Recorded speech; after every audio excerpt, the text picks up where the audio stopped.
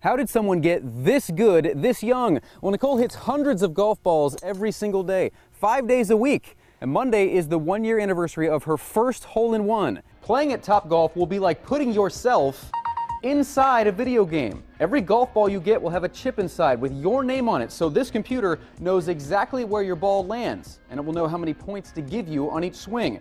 Chip the ball into one of these close targets,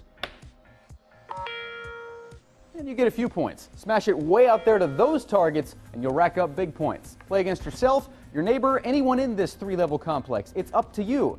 It's the ultimate real-life video game. Crescent Oaks has had these golf boards for about a month now, and every single week the number of reservations is going up. It makes the game faster and more fun.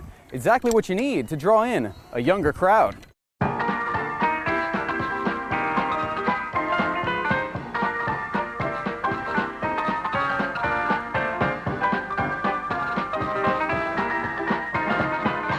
No, don't adjust your calendar. It's actually still 2013. It just looks a lot like 1920 out here in Temple Terrace today, where golfers are ditching these steel clubs for the clubs that were used when the game first began. Hickory clubs. It's an opportunity for the players to remember what golf's all about. It's nice for them to realize that this game has been around a long time. And for us to go back to the roots, I think it's also an intriguing test. We used hickory golf clubs from about 1895 up to 1927. We had a tournament here in 1925, which all the pros played with hickory golf clubs, so we're recreating that event. That event was the Florida Open at the Temple Terrace Golf Club. Today, 88 years later, dressed in the clothing from yesteryear, dozens of golfers competed in the 3rd annual Hickory Golf Championship. By using wooden clubs instead of modern-day steel, golf becomes more strategic. You can't just hit the ball a mile anymore, turning this classic sport back into a thinking man's game. Well, I think it's great fun because it brings strategy back into the game, which unfortunately with the latest equipment on the market, it's almost a lost art. It's important to pay homage to the guys who went before because without them we wouldn't have a game. In Temple Terrace, I'm Bobby Lewis, 10 News.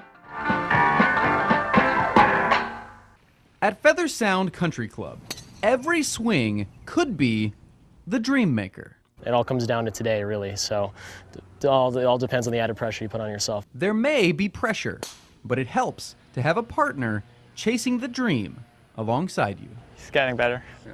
Who's the better golfer out of the two of you? I think I am. You are?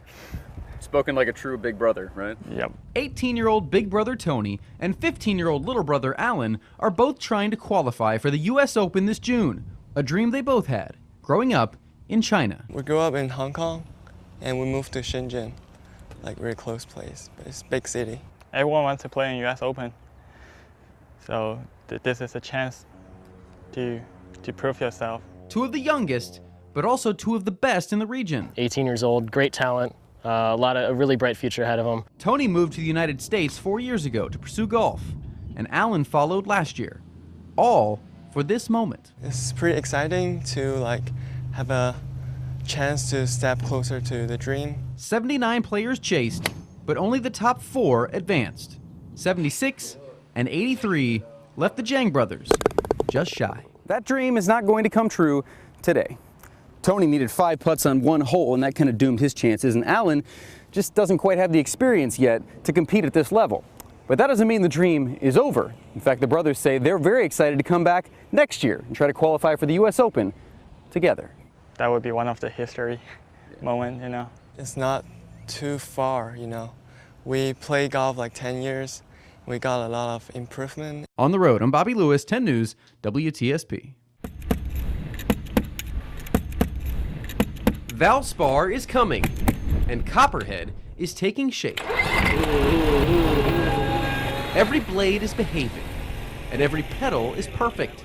Just how this guy... Okay, do you want a proper pronunciation or do you want an American pronunciation? ...expects it to be. I'm proud to work here. Andrei Maximov is Copperhead's assistant superintendent. These days it's his job to make the course the star. A far cry from his first days on the course. He was raking bunkers, walking on greens, changing the cups. I was living in Ukraine, but I moved over here when I was almost 20 years old.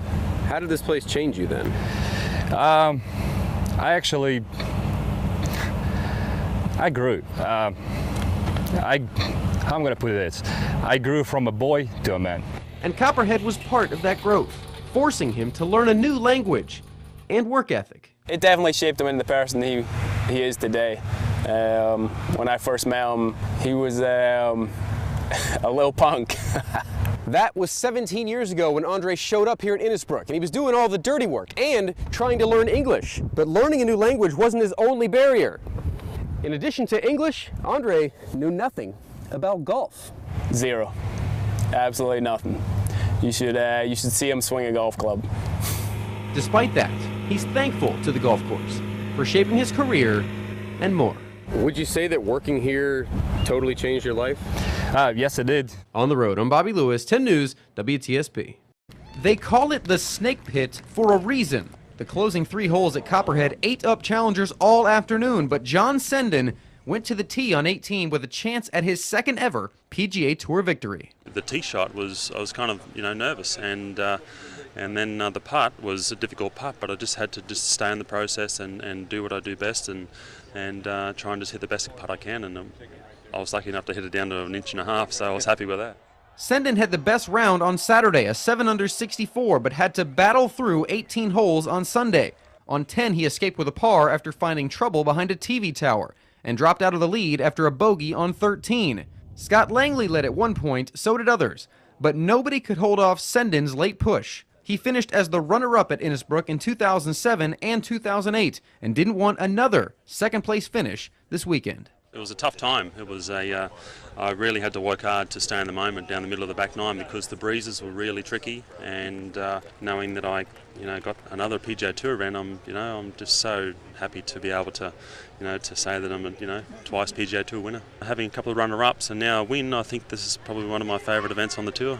We began the final round with a man who is the reigning U.S. Open champion and a couple of past champions at this tournament in contention. But it's the guy who hadn't won in 8 seasons on tour that takes home the 40-pound trophy. John Senden is your champion at the 2014 Valspar Championship. In Innisbrook, I'm Bobby Lewis, 10 Sports. The legendary Beatles grew up just down the road from the site of this week's Open Championship, the Royal Liverpool Golf Club, which has been a hard day's night for many of the players, like Tiger Woods. But Rory McIlroy is putting on a classic performance, one the classic rockers could write songs about. All you need is love? Well, McIlroy, all he needs is a club. Every one of them has been working this week. It looks like the fans could use a yellow submarine today. Very soggy over there in England. Ricky Fowler was absolutely on fire. Oklahoma State grad made 7 birdies in his first 12 holes. There's one to get to 11 under. Then on 12, gets him a share of the lead with Rory McIlroy, but it didn't last long. Rory was ho-hum until number 14 here. He buried a long birdie putt to get to 13 under par. How did Tiger Woods do today, you ask? Well, not so great. He is in this bush, and I have no idea where his golf ball is. Neither does he. He shot one over. He can't even see Rory McIlroy. Ricky can. Check out this amazing play out of the bunker. It's more of a crater. Those things are huge. Puts it a few inches away. Both of the majors this year, top 5 for him. Only player to do that. Rory closes strong. Eagle on 16. Dead center of the cup. And then on 18, another eagle to put some distance between him and Ricky. Ringo Starr would love that. Rory way out in front. He set the 54-hole record for the lowest score at this tournament.